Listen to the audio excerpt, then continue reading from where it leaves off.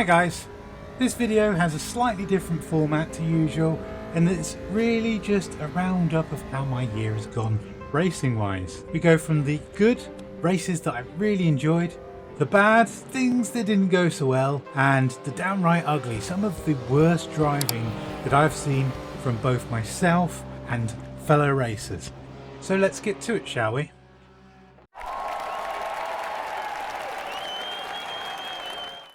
The year started out pretty good with the bar first 12 hour that I raced with SCB. I had very little practice. I hadn't run iracing for I think a year until that point, but the race went pretty well. Unfortunately, I don't have any footage of that because unfortunately I took the dubious decision of deleting replays at the beginning of the year.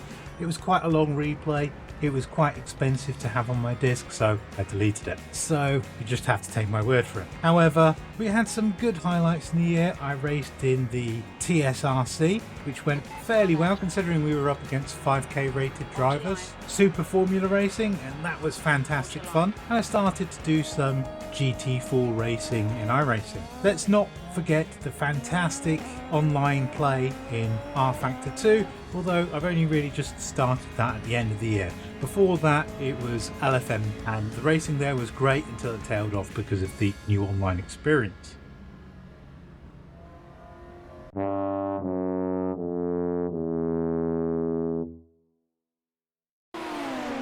Now the things that didn't go quite so well. A little bit too passive at times on defending. I really need to pick my battles a little better there. It's always a job to know how much space you should give a fellow driver. I think that giving drivers a little less space sometimes would be better in terms of keeping position.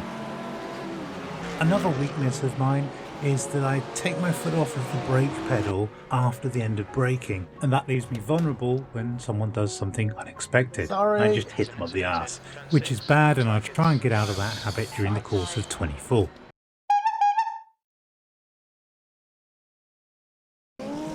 Now unfortunately we move on to the ugly side of sim racing. We all have been there. Someone doesn't hold their brakes, someone spears across the track, you end up totaled through no fault of your own. These things are just unpredictable. Can't really see it coming when someone decides that they're going to floor it straight across the track for no reason whatsoever other than to cause harm. You have to take the rough with the smooth and hope that there's more smooth than rough. My force feedback fell right in the middle of the year, and it took me months of diagnosis to fix that. Unfortunately, that involved racing.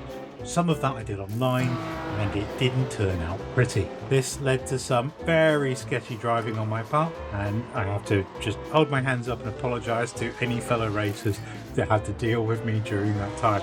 It's very hard to know how to catch a car when you don't know when it's going to let go. That's my excuse anyway. And then we had this guy who, this was right at the end of the year, and it's probably the sketchiest driving I've ever seen.